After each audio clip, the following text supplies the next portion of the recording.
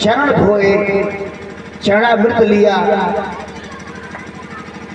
सुंदर ढंग से माल्यार्पण किया, आरती किया और सिर झुका करके परीक्षित राजा ने हाथ जोड़ करके कहा कि गुरुजी, आप जैसे लोग अगर कहीं आ जाएं, बहुत ध्यान से सुनना, हमारे परीक्षित जी ने क्या कहा सुखदेव जी से, आप जैसे लोग अगर कहीं आ जाएं, आपका दर्शन प्राप्त हो जाए तो इसमें इतने से ही जीव का उद्धार हो जाता है, सिर्फ आपके दर्शन से। लेकिन अगर कुछ देर तक आप रुक जाएं और आपका चरण धो करके पीने के लिए और आपको माल्यार्पण करें, आपको आरती दिखाएं, तब तो ये बड़ी बात हो गई, तब तो उद्धार निश्चित है। और प्रभु जब आपसे कुछ बात करके कुछ सुनने का भी, आपकी अमृत वाणी सुनने का अगर सुंदर अवसर प्राप्त हो जाए, तब तो फिर कहना क्या, तब तो जीवन ही धन्य हो जाता है। आप जैसे महापुरुषों से अगर कुछ सुनने का अवसर मिल जाए, कुछ सत्संग प्राप्त करने का अवसर मिल जाए। इसलिए हे गुरुदेव भगवान, हम आपसे कुछ पूछना चाहते हैं। तो गुरु जी ने कहा कि ठीक है राजन, जो भी आपको पूछना हो पूछिए। तो सिर झुकाकर हाथ जोड़ करके राजा परीक्षित ने कहा, अतः पृच्छामि संसिद्धिं योगिनां परमं गुरुं पुरुषस्य यत् कार्यं म्रियमाणस्य सर्वथा। अतः पृच्छामि संसिद्धिं योगिनां परमं गुरुं, हे योगियों के भी योगी, हे परम योगी स्वामी जी महाराज जी, मैं आपसे ये पूछना चाहता हूं, पुरुषस्य यत् कार्यं म्रियमाणस्य सर्वथा, जो प्राणी मरने वाला हो उसको क्या करना चाहिए? अब यही बताइए कि मरने वाला कौन नहीं है? जो मरने वाला न हो वो हाथ उठाए। मरने वाले तो सभी हैं, आप भी हम भी सब मरने वाले हैं। इस संसार का नाम ही मृत्यु लोक है। सारे प्राणी संसार के मरण धर्मा हैं, सब मरने वाले हैं। तो इसका मतलब कि परीक्षित ने अपने लिए प्रश्न नहीं किया, परीक्षित ने पूरे संसार के लिए प्रश्न किया, क्योंकि संसार के सारे जीव, सारे प्राणी मरण धर्मा हैं, मरने वाले हैं।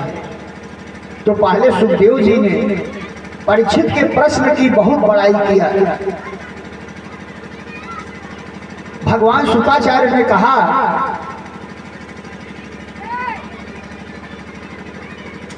वरीयानेश ते प्रश्न कृतो लोकहित नृप, आत्मविद सम्मतः पुनिसां श्रोतव्यादिषु यः परः। हे राजन, आपका प्रश्न बहुत उत्तम है। वरीयानेश, वह ब्रह्म बीज है। और सुखदेव जी ने वह से ही बोलना शुरू किया। वह माने ब्रह्म।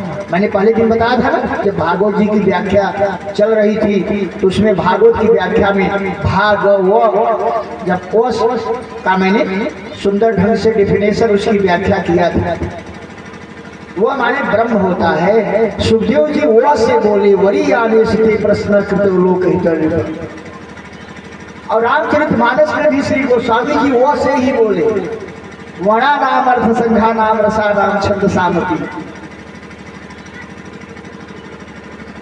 श्री रामचरितमानस शास्त्र और श्री भागवत शास्त्र दोनों पूर्ण शास्त्र हैं। हमारे यहाँ दो प्रकार के शास्त्र होते हैं, अर्धपूर्ण और पूर्ण। ये दोनों शास्त्र, रामचरितमानस और भागवत, दोनों पूर्ण शास्त्र हैं। इसमें कोई कहीं से शंका करने के लिए कोई जगह, कोई गुंजाइश नहीं है।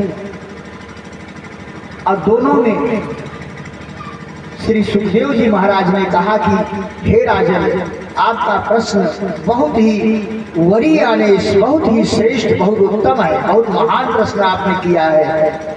और बड़ी खुशी तो हमको ये है कि आपने अपने लिए प्रश्न नहीं किया है।